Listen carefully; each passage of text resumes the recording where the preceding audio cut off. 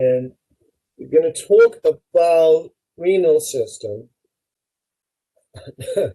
First, we're going to renal and reproductive, and I'm not going to cover all and every like tiny insignificant tiny details. Please, please, please, I beg you, watch the lecture videos, read the notes, but I'm going to kind of explain certain things to make sure that you all got it. So yeah, it's a retroperitoneal organ, anatomy, blah, blah, blah, all that kind of stuff. The one thing that I want to make absolutely sure, so we have two kidneys, they get 25% of all the blood supply. That's a lot. Every minute, think of it this way, more than like 1.5 quarts of the blood goes through the kidneys. It's a lot of blood, okay? And because they need so much blood, they are supplied from the aorta.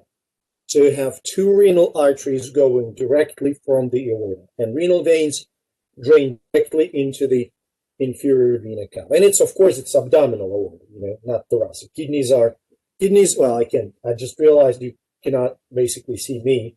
So kidneys are slightly above the waist, and your left kidney is higher than the right because of the liver. Okay.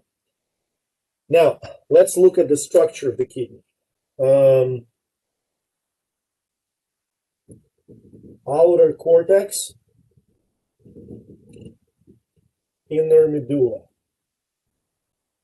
Okay?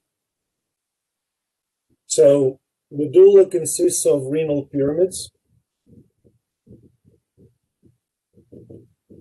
Cortex consists of renal columns.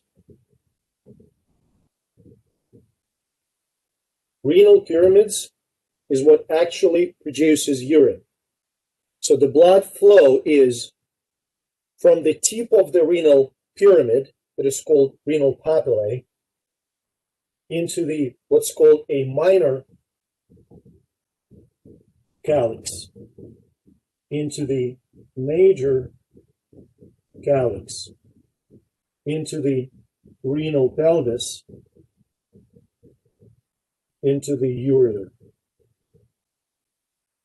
Does that make sense? So you can think, is there a cavity inside of the kidney? Yes, absolutely. Minor calyx, major calyx, renal pelvis represent this complicated cavity which collects the urine and drains it into the ureter. Does that make sense? So again, it is produced in the renal pyramid, drains in the minor calyx, then major calyx, then renal pelvis, kind of accumulates and drains in the ureter. You have two ureters. From the ureters, urine goes into the urinary bladder. And from the urinary bladder, it goes into the urethra. Okay? Does that make sense? Okay. Now,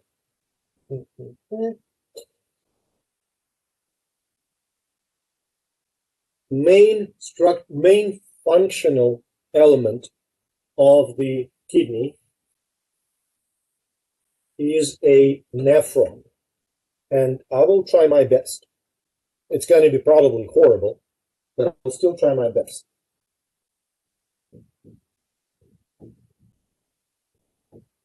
So nephron is the structural element, main structural element of the kidney. So it consists of, let me see, okay, let's try this.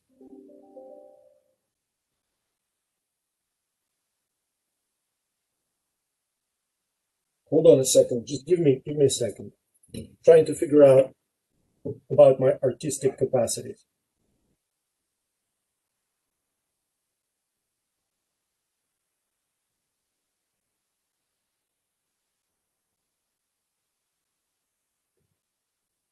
Okay.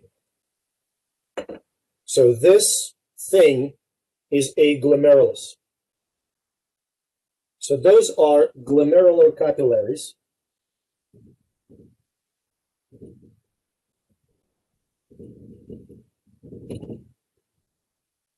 Okay? This is a glomerular capsule.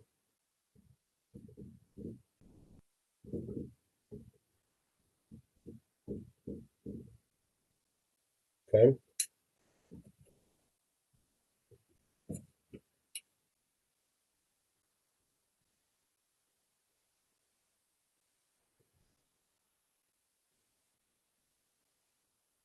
From the glomerular capsule extends proximal convoluted tubule, PCT,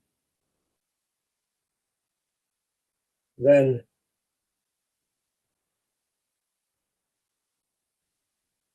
nephron loop,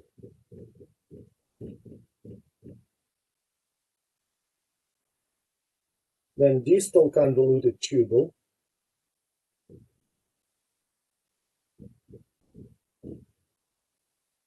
which ends up in the collecting duct.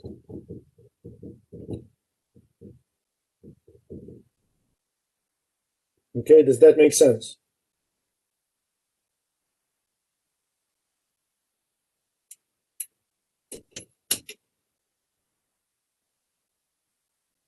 So far, we're clear? Now, look at this. Question? No? We're good? I'm going to explain it again. So this here is afferent arteriole. This is efferent arteriole.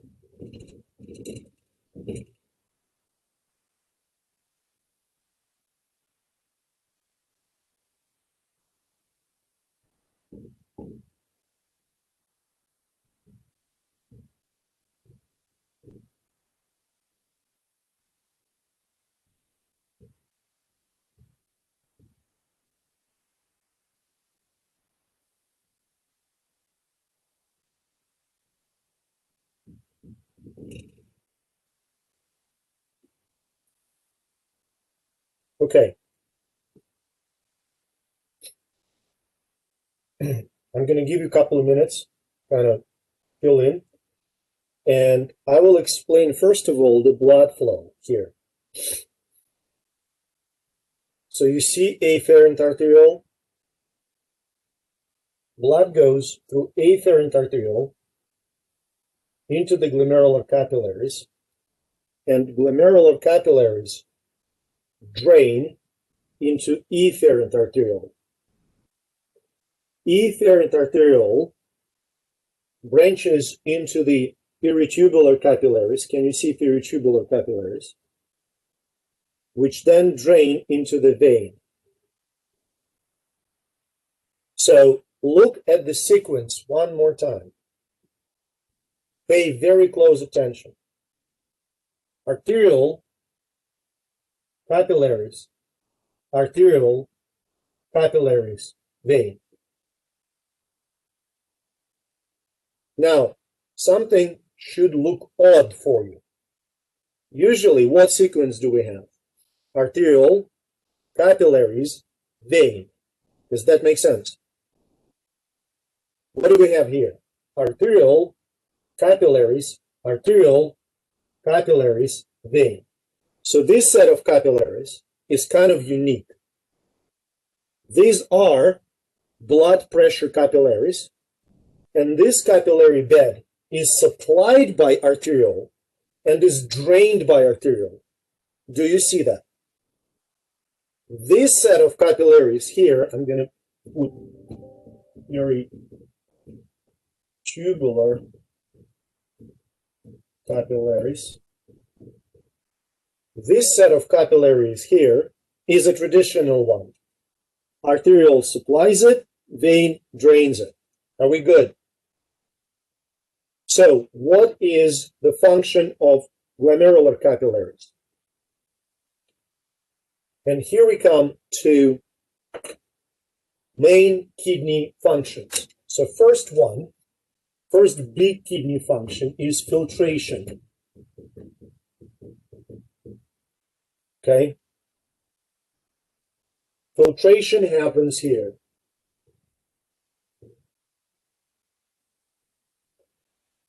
Now look at the size of afferent arteriole and efferent arteriole.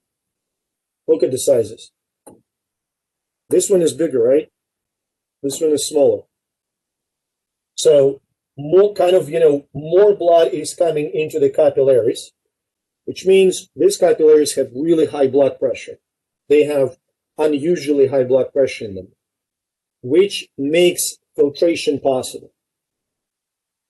So in the process of filtration, the fluid, and I'm going to make the color of the fluid brown, goes from the blood into the glomerular capsule.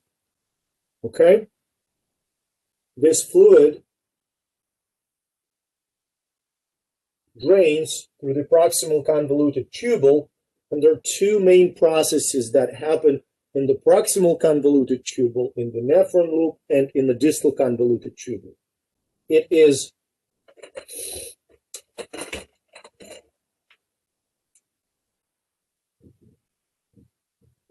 reabsorption and secretion.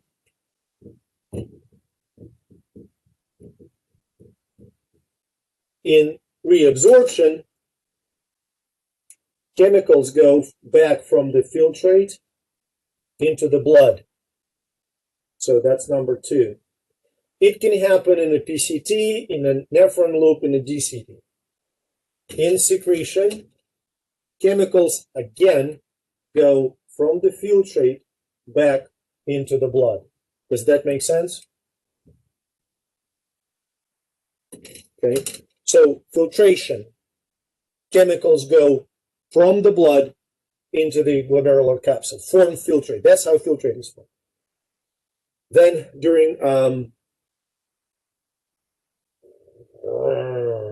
reabsorption, chemicals go from filtrate back in the blood.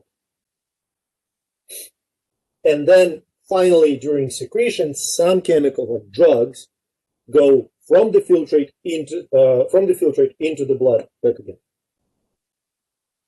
Sorry, I'm totally wrong on the third one.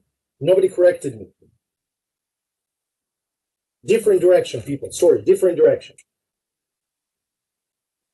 This way. From the blood into the filtrate. Okay, I give an analogy.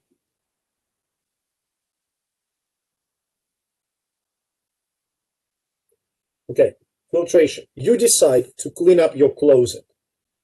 Okay, walk-in closet. You decided to go full Marie Kondo on your closet. You walk in there and you collect everything, and throw everything away. That's filtration. Does that make sense? Then you suddenly realize that you don't have anything to wear, and you go back to that pile of stuff that you're about to throw away, and you start picking some items. That's reabsorption. And you keep picking, and finally, you take like 99% of what you were about to throw away, you take it back. Then you feel guilty because you were about to go full Marie Kondo, and you think, nah, I'm still going to throw some stuff out. And out of that pile that returned, you think, nah, I don't really need this. I didn't put this on for 2 years and stuff like that. That's secretion. Okay, does that make sense? In fact, you reabsorb most of the stuff that you get rid of. This is why, if you think about it, your kidneys filter about 180 liters of fluid, but you're not peeing out 180 liters of urine. Does that make sense? Because you reabsorb most of the stuff. Are we clear about these 3 processes? Okay. So, okay, we got this. How filtration works. I cannot produce a comparable picture, so I'll just explain. These capillaries here are surrounded by special cells called podocytes. Pod means like a foot. And these podocytes have food processes. So imagine that my hands are food processes. Food processes are organized like this. okay? And between the foot processes here, like these two fingers, can you see those? Can you see these two fingers? This is the okay, I'm trying to, yeah. This is the gap between the fingers is called a filtration slit. This filtration slit is so narrow that everything smaller than the proteins can get through, but proteins can't. Like your albumin from the blood, they cannot go, okay? So small molecules like drugs, glucose, amino acids, basically any kind of carbohydrate, amino acids, water, ions, they all are filtered. Okay, albumin stays, cells stay, everything else stays. And if these podocytes are damaged and filtration slits become much bigger, then you start seeing albumin in the urine, and it's not good. Okay, it's basically your glomerular capillaries are damaged. And that makes sense so far. Okay. I'm trying to think what I need. Okay. I need to cover first. Okay, let's talk about main kidney functions.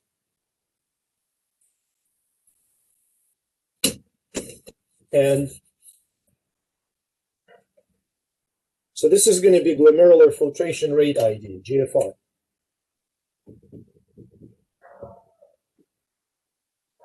So what is glomerular filtration rate?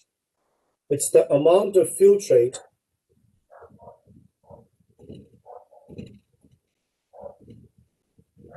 produced per minute.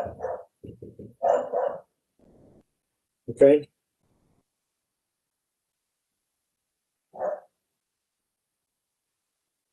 Does that make sense? Now, here's the thing. Amount of filtrate per minute. Now look at this. And we're going to talk about, I know that's your favorite subject, the osmotic and hydrostatic pressures. I know you love it. So here's the blood. Okay. And here's the filtrate.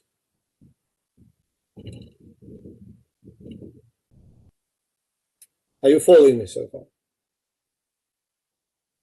So blood, obviously, it's the glomerular capillary. So look what happens.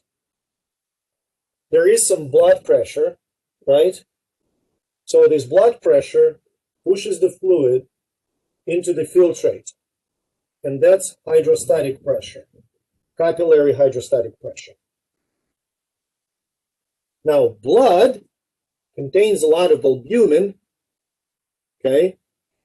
And that albumin draws fluid back from the filtrate. That is osmotic pressure, capillary osmotic pressure. Does that make sense? Now, filtrate in the glomerular capsule exerts hydrostatic capsular pressure. Okay? And since normally there is no albumin in the filtrate, there is no osmotic component.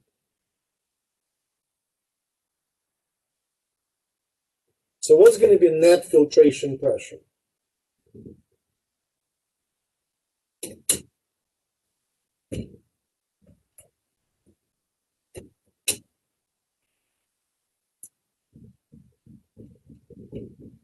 So net filtration pressure will be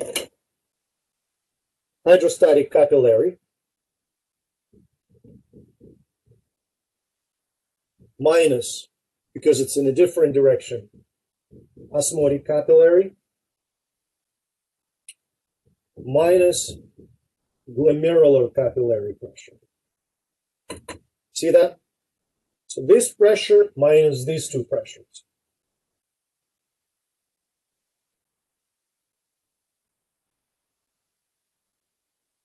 Before we move any further, does this story add up? or you have questions, or you want me to run over, like go over it one more time? Good, Paige? What's the GC again? Glomerular capsule. I just want to mention that it's a pressure from the filtrate that's in the capsule. Okay? So, again, your blood pressure, basically this one, pushes the fluid into the filtrate. Albumin in the blood drains it back, and the pressure in the glomerular capsule also pushes it back. I'd be honest, I don't remember the numbers. I have no idea. They're all in the notes. Point is, it is positive. It's more than a zero. Okay? This whole thing is more than a zero. Now, look, in the otherwise, meaning that fluid goes from the blood into the filtrate. Does that make sense? Now, look what happens. In a healthy person, this is constant. You have normal blood. This is constant. There is no protein in the filtrate, so there's no osmotic component. The only thing that can change is the hydrostatic pressure, basically your blood pressure. Does that make sense? Now, look what happens. It's kind of an interesting thing. Your blood pressure decreases significantly. It can decrease to an extent that net filtration pressure will be zero. Does that make sense? If this is equivalent to the sum of these two, that's zero. If net filtration pressure is the zero, there is no filtration. Does that make sense? If there is no filtration, I have some really bad news for you. No filtration means no cleaning up your blood from a crap. Does that make sense? So basically, dropping the blood pressure kind of threatens your entire organism. You're not cleaning up. Is that understood? Okay, good. So I'm going to get rid of this, and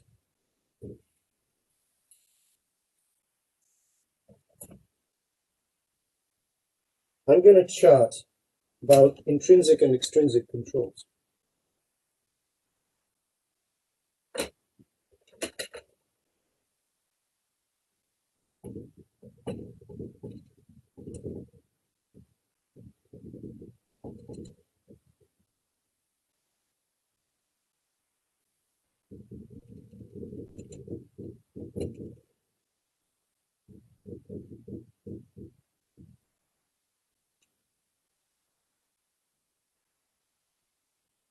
So, intrinsic controls in the kidney, their goal is to maintain GFR.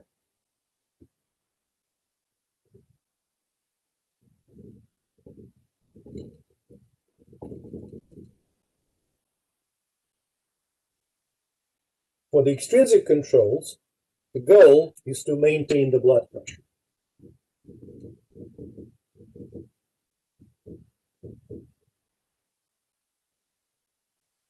Okay? Now, let me ask you a couple of questions. First, question number one.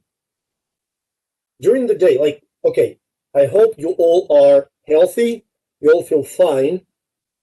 During the day, does your blood pressure change? Well, a little. I'm not saying that you go from 120 over 80 to 200 over, 110. No. I'm saying there are some mild changes. Does that make sense? Those are normal changes. Now, look, okay, I'm not asking whether or not you're working out. None of my fucking business. But if you are, your blood pressure will go up, right? If I'm going to go run with my dog, my blood pressure will go up. Is it healthy? Yes. Will it go back down? Absolutely. Does that make sense? Now, the role of intrinsic control is to maintain GFR amidst the changes in the blood pressure. Does that make sense? So like when I'm running, my GFR will change. Okay? The goal of extrinsic control is to maintain blood pressure as a systemic parameter. And here's the thing. If your blood pressure is critically low or critically high, nobody cares about GFR anymore.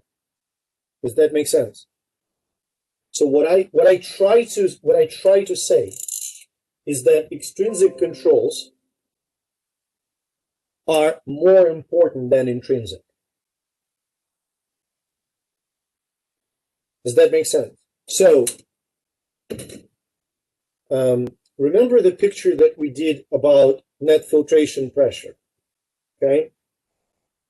So imagine your blood pressure is so low, your kidneys stop filtering, your GFR is basically zero. Does that make sense?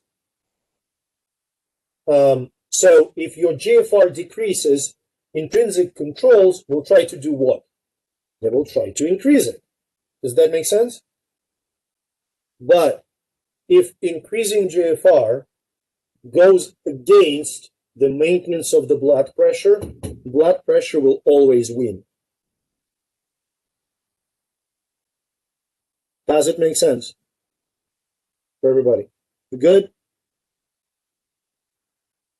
So what I really want to go over today,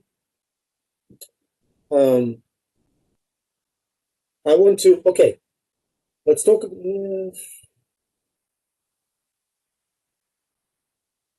Let's mention, let's say a few words about extrinsic controls first, okay?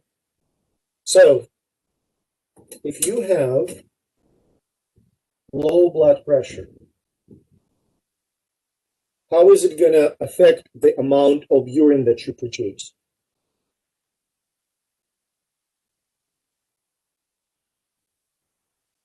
Yes.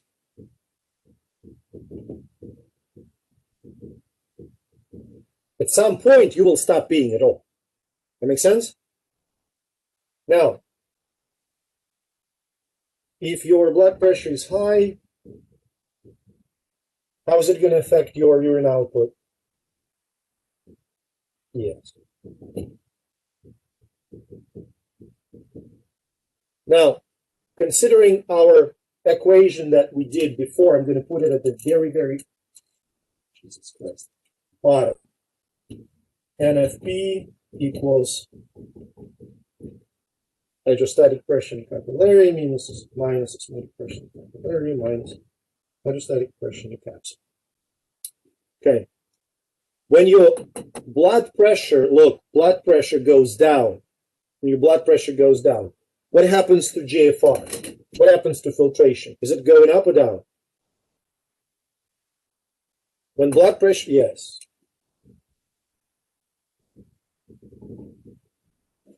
When your blood pressure goes up, what happens to GFR? It goes up. Now, let me explain.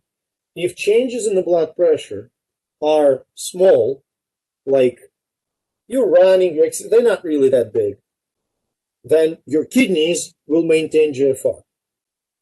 Does that make sense? If you just lost 1.5 liters of your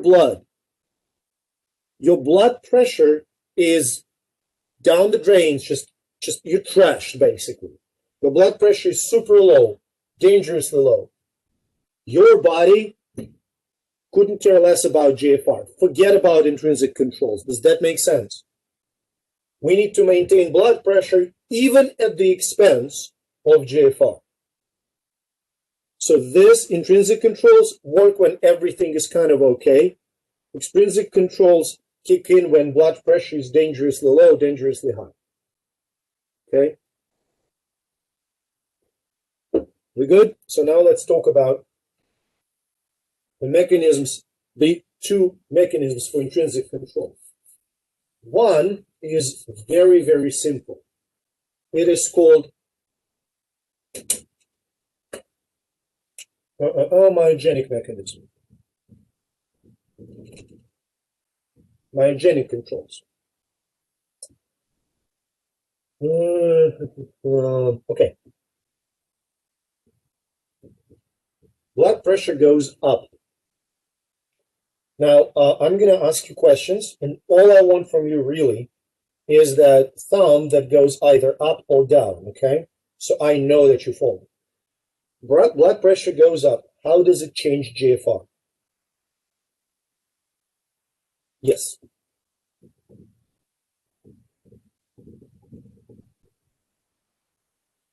Okay? Now, increased GFR means, like, hold on a second, I'm going to ask one more thing. Elevated blood pressure, how does it change blood flow through the glomerulus? More pressure? Yeah, more flow, yes, yes.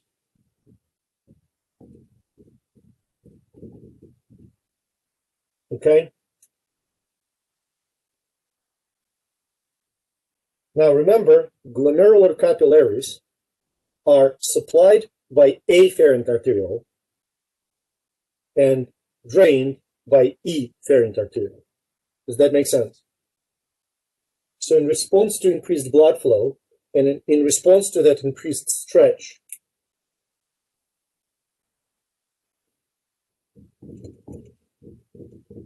afferent arteriole constricts,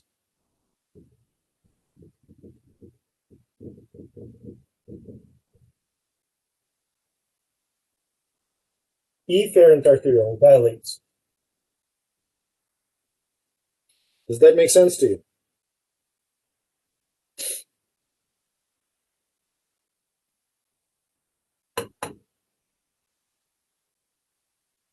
This is just what happens, okay? It's not some kind of complicated logic. Look, are you following me? Afferent arteriole constricts, it becomes smaller. The one that supplies becomes smaller. The one that drains becomes wider. How does it change the blood pressure and blood flow in the glomerulus?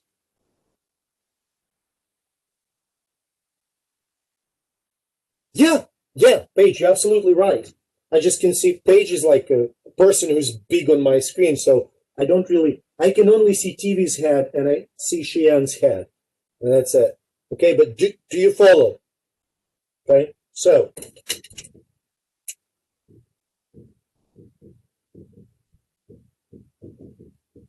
and decreased blood flow and decreased blood pressure in the glomerulus how will it change the GFR? Yep.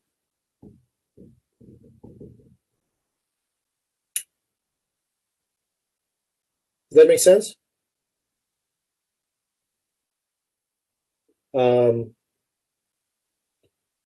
To paint the picture for decreased blood pressure,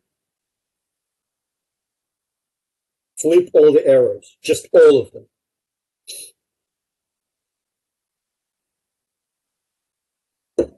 Does that make sense to you?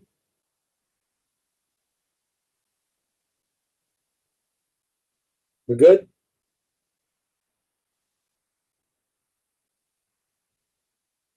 TV, good. Cheyenne, you can unmute yourself, TV. You have a question about something here? Go ahead.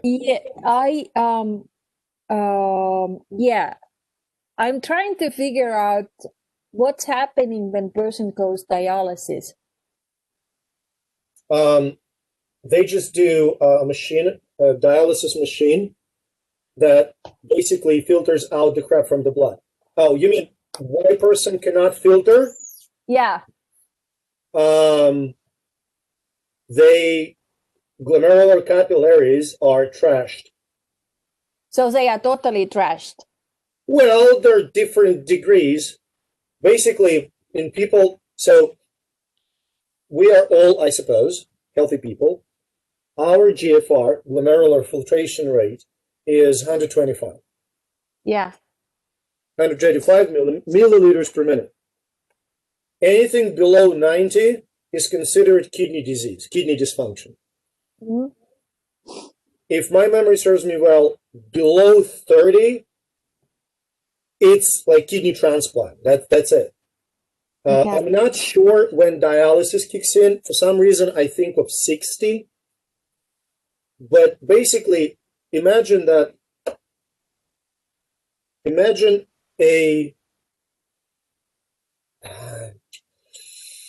okay, you are supposed to produce 125 mils of filtrate, not urine, filtrate a minute. That makes sense? Mm-hmm. When you produce only 60, the problem is a lot of the stuff that you want to throw away stays in the blood. So your filter doesn't work as well, and toxins remain in the blood for a longer time because the glomerular capillaries are dysfunctional. The podocytes are damaged. There is albumin in the Jesus Christ, in the urine. Something else. Hold on. I have a brain dysfunction.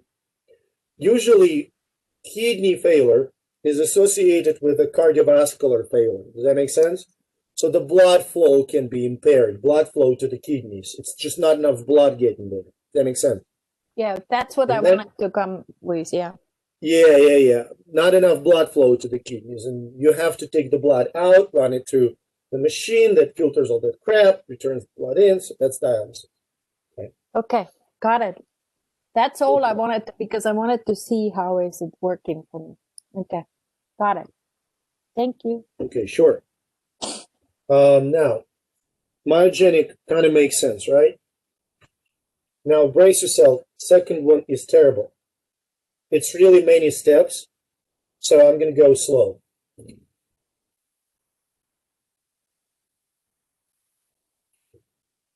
Okay, it's called Juxta tubular glomerular mechanism.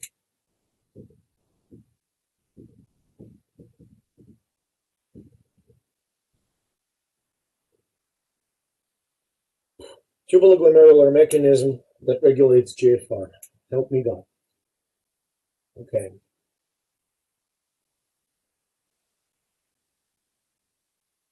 So this is renal tubule. This is afferent arteriole.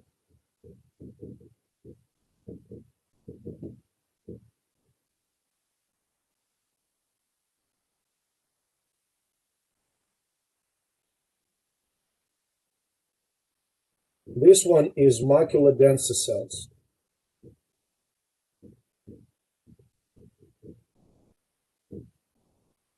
I'll explain the function. These ones are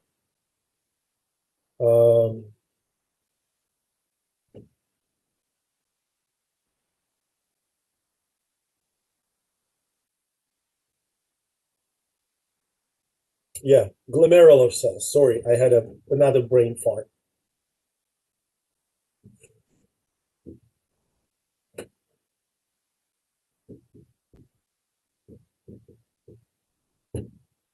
Those are basically smooth muscle cells.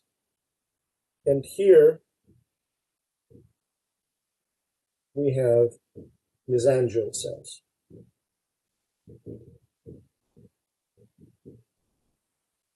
Okay, you got this structure? Well, let's do it.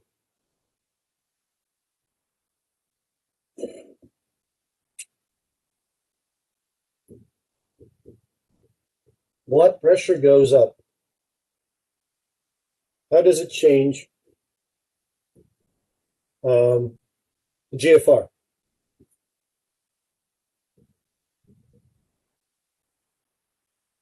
Thank you. Thank you, Paige, for lifting your hand up, because your name covers like a good quarter of the screen. Okay, GFR goes up. How does it change the volume of filtrate that is formed? Nothing complicated.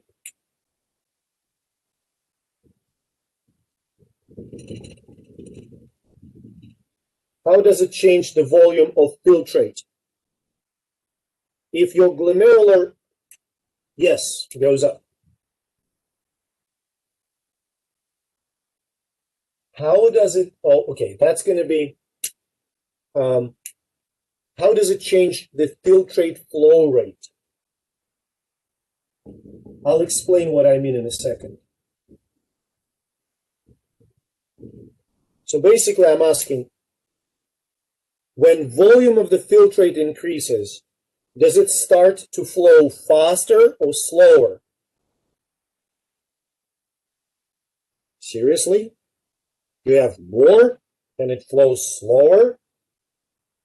Next time try to, well, if you like dump a whole bucket of water in the drain versus a glass of water in the drain, the bucket will go down faster just because of the sheer volume and pressure. Does that make sense? So filtrate flow rate will go up. Does that make sense? Is there like no capacity? Like, you know, so like even if you overrided like the whole GFR, there's no like limit to how much it can do. It'll just keep going faster. So like, you know, so say if you were like, you're one person trying to process, but you have a lot more work, you can just keep the same speed and like having it go faster instead of being like slowed down trying to get it all done. No. Yeah, it's just going to go faster. Basically, you imagine that in the capsule, in the glomerular capsule, you have suddenly a lot of fluid being formed, okay? So all that fluid will have to rush in the same tubule, and it will just move super fast. And you're absolutely right. You're not going to be able to, as you said, to process it properly. So remember what happens in the tubules? Reabsorption happens. Does that make sense? Oh. When filtrate goes through the tubules, how does it change the reabsorption time? If the filtrate goes faster, time that you have allocated for reabsorption, how is it going to change?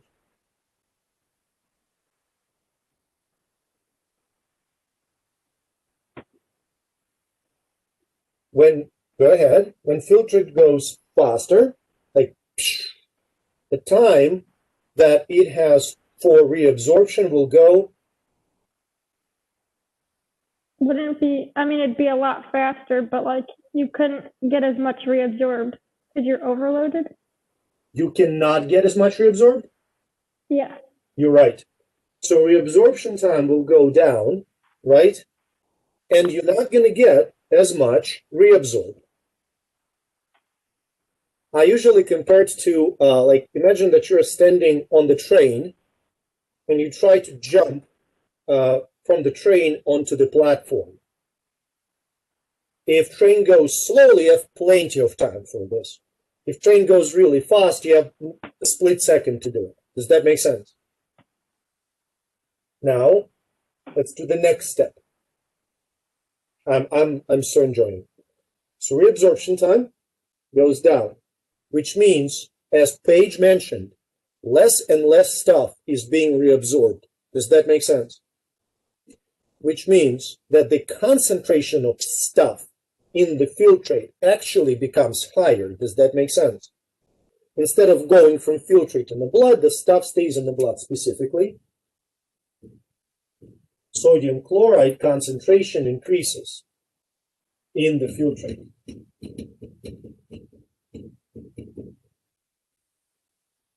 Are you with me?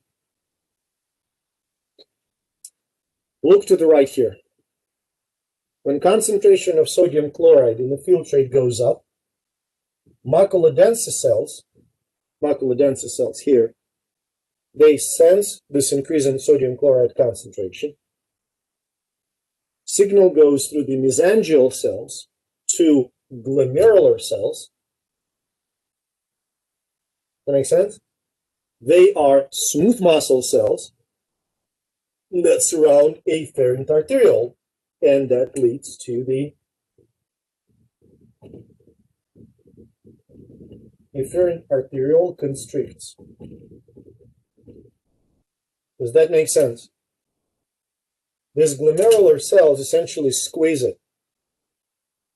Okay? Good? It constricts. And how does it change the blood flow through the glomerulus? And GFR decreases. There you go.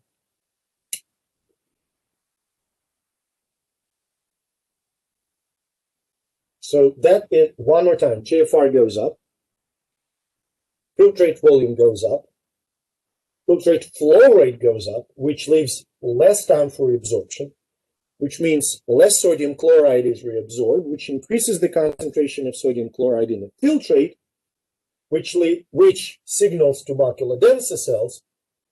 They sense it, send the signal through the mesangial cells to glomerular cells. Glomerular cells squeeze the afferent arteriole, GFR goes down. Make sense? That's tubuloglomerular mechanism. I can't stress out how important to do a brain dump here. It's like on the exam, it's the thing that you absolutely, like, you should do it. Okay. We're good so far?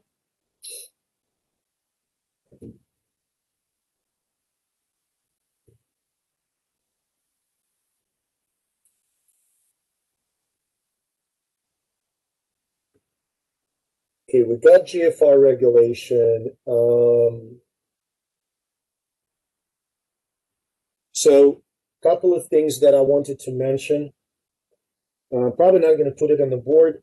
In the lecture, I talk about cortical nephrons and juxtamedullary nephrons. So cortical nephrons are in the cortex, and their function is to maintain electrolyte balance, like filtering, reabsorbing. Juxtamedullary nephrons, you can look at the picture. I'm not going to make it any prettier than they have. Juxtamedullary nephrons have a really long nephron loop, and the capillaries that surround that nephron loop are called vasa recta. So this nephron loop extends in the medulla, and the function of juxtamedullary nephrons is the regulation of urine concentration. Not so much just regulating the urine concentration, basically water balance. Okay. Now I want to highlight how reabsorption works. We kind of figured out filtration. I want to talk about reabsorption.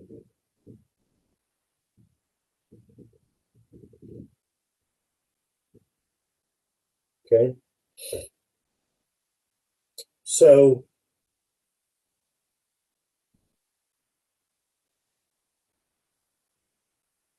this is your kidney epithelium. I deliberately left some space between the cells. Okay. So this is filtrate. And here's blood. Does that make sense? Now, look here. On the apical side, next to the blood, next to the, say it's a peritubular capillary, we have sodium-potassium pump, okay?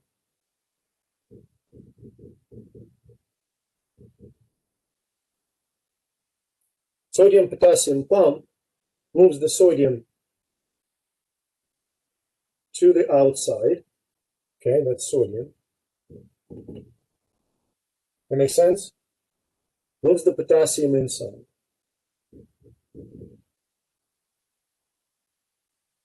We're good so far. Okay. Now that means that the concentration of sodium in the cell is really small. If you can't see it, that's my goal. That's a tiny little sodium here. It's really, really small concentration of sodium. Much smaller than the concentration of sodium in the filtrate. Does that make sense? So sodium can diffuse into the tubular epithelium through the apical side. Does that make sense? You see it? Okay. Now, remember secondary active transport? This one.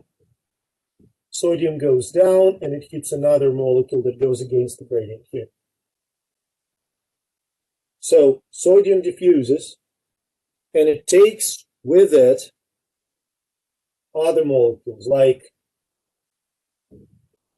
glucose, amino acids, ions of different sorts. Does that make sense to you?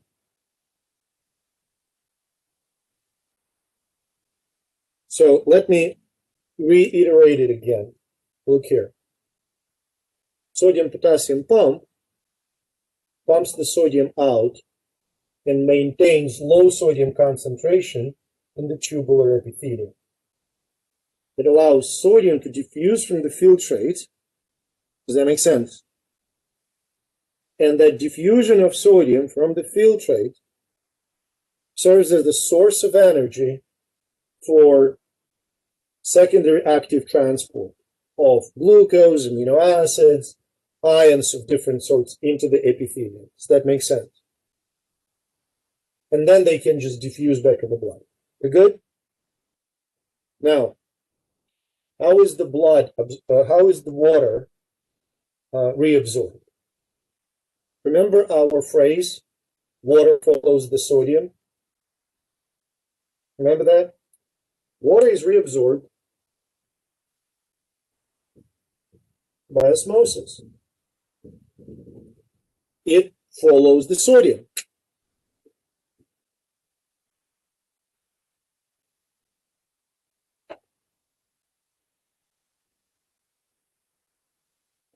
Now, I'm going to ask another question, like more or less. As water is being reabsorbed from the filtrate into the blood, what happens? Think thoroughly. It's nothing complicated, just think thoroughly. Water being reabsorbed. What happens to the concentration of everything in the filtrate as water is being reabsorbed? Is it going, the concentration of everything in the filtrate, like ions and amino acids, is going up or down?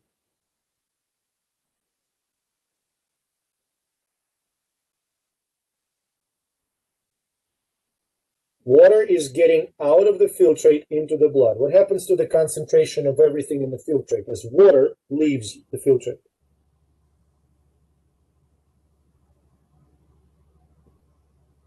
No. Yanni? It increases. It increases, yes. Look. You have, like I have a glass of water, okay? If I will start removing water, like H2O, whatever that is not H2O here will become more and more concentrated. Does that make sense? You got it? Okay, good. Okay, no, it's okay. And now look, the consequence of it, as it becomes more and more concentrated, some of the ions can simply diffuse in between the cells. Does that make sense? Because the concentration in the filtrate is higher than the concentration in the blood. Does that make sense to you? Both routes for reabsorption are possible.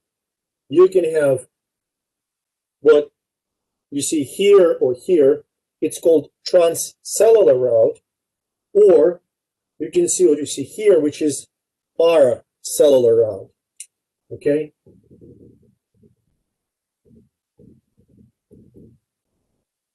And this is paracellular.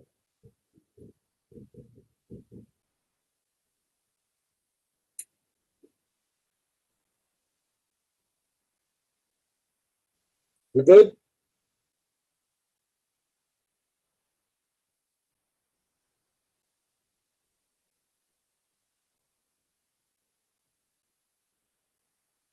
Are we clear about this one? Now you have to appreciate that almost everything is reabsorbed. It's kind of a weird system, but almost everything is reabsorbed. Now I'm not going to talk too much about secretion. In secretion, you have some special mechanisms that allow you to get rid of some stuff from the blood back in the filtrate, like drugs, like penicillin. Okay. Now that brings us. Any questions so far? Okay. That brings us to the concept of renal clearance.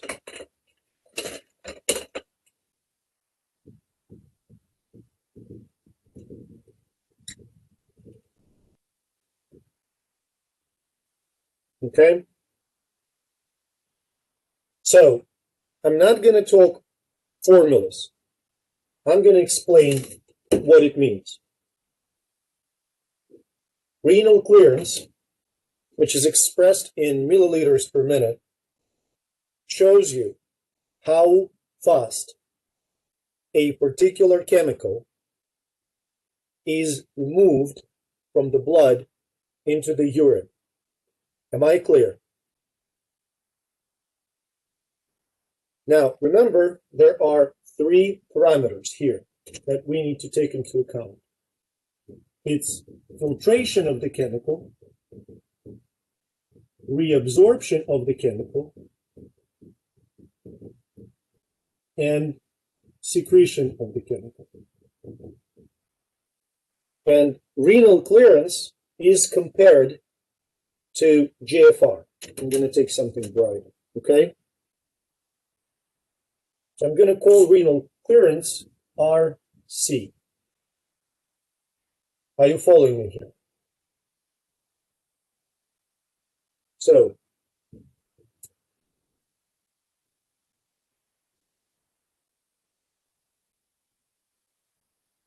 renal clearance can be 0. What does that mean? It means everything that was filtered got reabsorbed. Does that make sense? So, filtration is equivalent to reabsorption.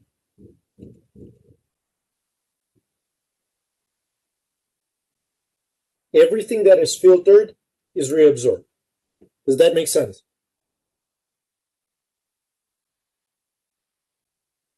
Example of the chemical that for which renal clearance is 0 is glucose. Okay?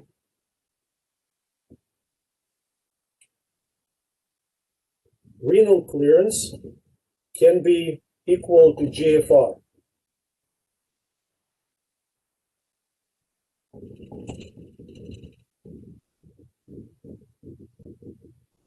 It means that the chemical is freely filtered. Does that make sense? An example of such chemical is creatinine, a product of energy metabolism in muscles. When you go for urinalysis, like at the doctor's office, they definitely look at creatinine. The reason for it, your creatinine should be renal clearance. Your creatinine levels in the urine should be at a certain level, 125. And if they are, good for you. You have functional kidneys. We just know that creatinine is not reabsorbed at all. Okay, so again, if renal clearance equals GFR, only filtration, no reabsorption, no secretion. Does that make sense? Now, if renal clearance is less than GFR, it means that there is more filtration than reabsorption.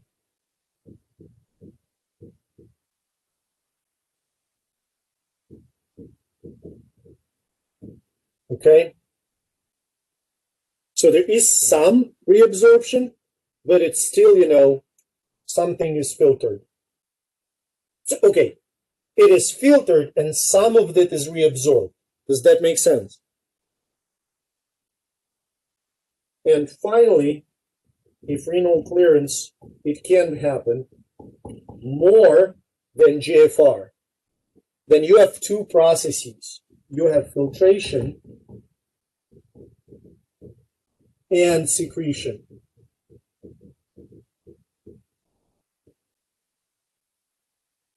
Some drugs have renal clearance more than GFR. So basically, your kidneys not only just filter the drug, they also secrete the drug. We're clear?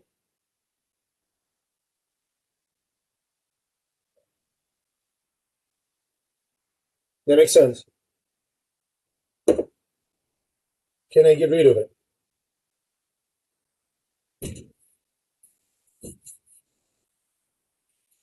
So I think the last concept that I want to go over today is going to be transport maximum.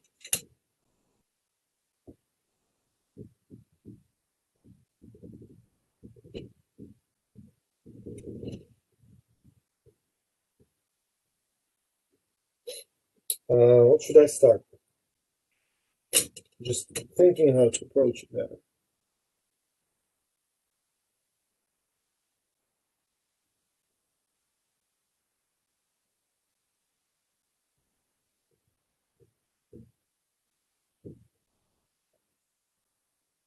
So that's concentration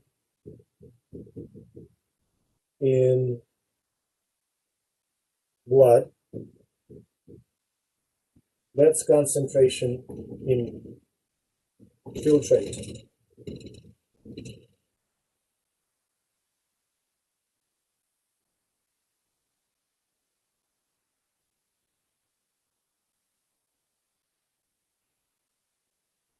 Hold on.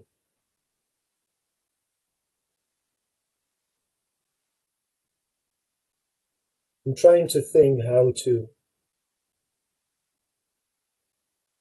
put it better. Yeah, okay, that should work. Okay. So we're going to talk about glucose, right? So imagine that you eating some sweets, so concentration of glucose in the blood goes up. Does that make sense? We're good? Are you following me? Just Paige and TV are really, and Sheehan, they're really tiny. And I can't really, yeah, okay. Okay. So it goes up. As you have more and more sugar, glucose in your blood, you filter more and more glucose. Does that make sense? Are you following me here? Now, at some point, you keep increasing it. But remember what we pictured like 20 minutes ago? The fact that glucose has to go across the epithelium through the special proteins, the symporters, like sodium diffusers and glucose secondary active transport. You do need a transmembrane protein. Does that make sense? So at some point, you're going to hit the maximum. You can transport only so much glucose across the epithelium. Does that make sense? Only so much. Here's what happens. The concentration of glucose in the... Oh, wait, no.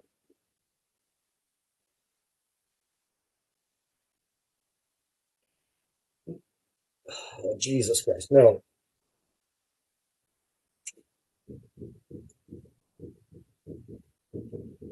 Let me start over. Forget, like, disregard what I just said about glucose, okay? Disregard. Okay. Let's go over it again. So,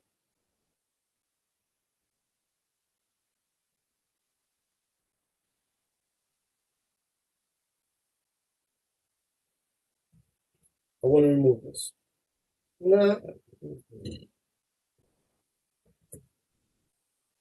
So what I'm trying to tell you, it's kind of a story. It's really hard to tell on the graph, but it's really easy to tell with the words. So your blood glucose goes up. Are you following?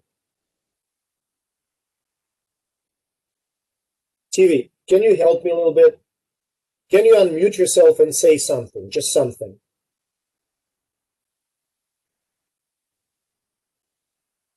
Yes. Yeah, okay. It's just, okay, good, because I can see you better. Okay. So, blood glucose goes up. More and more glucose is filtered into the blood. Does that make sense? You are able to reabsorb that glucose, though. Make sense? More and more is being reabsorbed. At some point, you're hitting the transport maximum. You can't reabsorb anymore. That's as much as you can reabsorb. Am I clear? That's it, final? That thing, that's it. You cannot reabsorb. But look, you keep on eating, so glucose keeps going into the filtrate. Does that make sense? Yes. So, from physiology standpoint, the concept of transport maximum, why it is important? Imagine that you eat, I don't know, a Snickers bar, okay? Your blood glucose goes up. Glucose in the filtrate, not in the urine, in the filtrate, goes up. But you reabsorb it all. And if you analyze your pee doesn't have any glucose in it. Does that make sense? Because yes. Everything is being reabsorbed. Now imagine you go to my favorite restaurant in the United States, which is Cheesecake Factory, and you buy like 2 cheesecakes, and I'm not talking slices, I'm talking cheesecakes, and you eat them all, like in 15 minutes. Your blood glucose is going to go absolutely through the roof. Does that make sense? Will it all be filtered? Yes. All of it. But will it all be reabsorbed? No. No, because you have too much in the filtrate. Does that make sense? So everything here, this green line, everything that's not reabsorbed is going to get out in the urine. Does that make sense? Everything above transport maximum is going to be excreted. And this is why we can diagnose a person with advanced diabetes by, well, in the olden days, by tasting the urine. I'm not kidding. Doctors would actually taste it, and if it's sweet, then it's diabetes. It's a glucose in the urine. That makes sense? Another technique that was pretty cool, you could put some urine in a kind of a jar and put it in the window. If it attracts flies, it's sweet.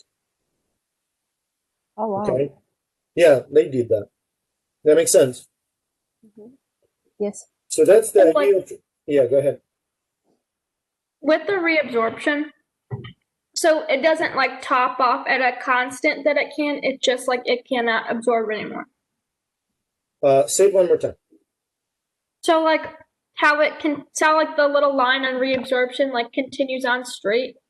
So that's not like the max, like, so say you keep eating, it's not that it's absorbing that maximum continuously while you're eating, it just stops reabsorbing.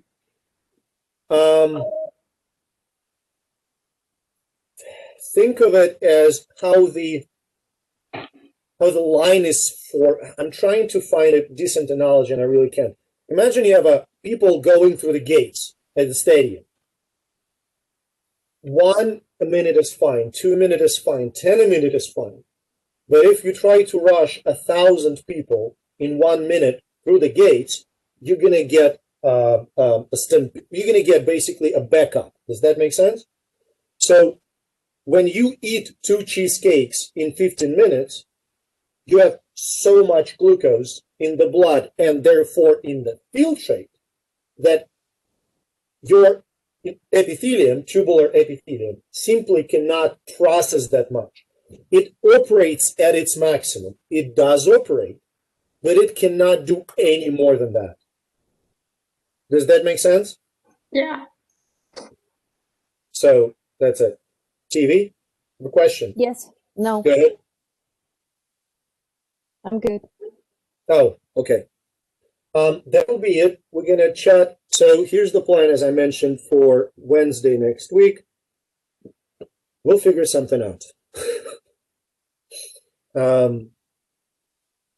I will probably ask a friend of mine to sit in on the WebEx, okay? And I will log in as well to give you all the instructions to introduce and so on and so forth. And then you're going to take respiratory and lymphatics anatomy, which is like, I don't remember how many, but it's really small. And you're going to have respiratory exam. And then we're going to meet just like we did today on December 2nd. I will review the regulation of the urine concentration, some aspects of reproductive physiology. And your final is going to be on the December 9th. So first part, it's anatomy, like always, and then physiology, right? I'm not making them in parts. Oh, okay. So it's all... No. You have 2 exams. You can take them in any order you want. Oh. That's what I'm saying. So we not going the same time? No. You all go in on this. Basically, it's like a regular class, okay? Like you log in at 11:20. Yes. But in the class, I give you anatomy first, right? And then I give you physiology. Yeah.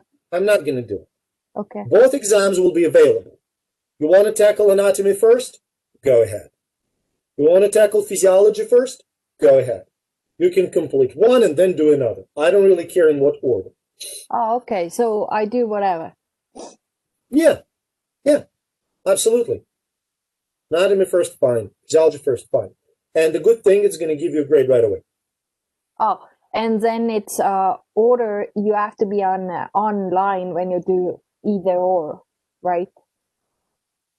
So again, I mean, when I take exam, I have to make sure I'm on a WebEx on a screen. Yeah, all you need to do with the WebEx. So here's what we're going to do. You'll log in onto the WebEx meeting. Okay. We all wave each other. I introduce Dr. DiMartino. I make him presenter. Okay. I will probably be sitting from my phone. Well, possibly from the phone and from the computer, but we'll see. I make him presenter. You all leave your cameras on. And turn off your mics. Okay. And just go on the blackboard, start taking an exam. Oh, okay. You stay on the WebEx. You don't disconnect. WebEx shows Dr. DiMartino you.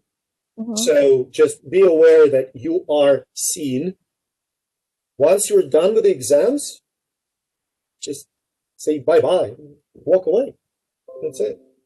Does that make sense to you? And I will try to keep my phone on WebEx with one ear, like because if you have any problem and you need to ask me a question, at least I will have a sound. Okay, does that make sense? Yeah. It's kind of complicated. I don't know where I'm going to be physically. Maybe in the house, I may be outside. I don't know what our plans are for Wednesday, but I'm going to be out of town. So that's that. We're good? So if I'm writing something paper on my front of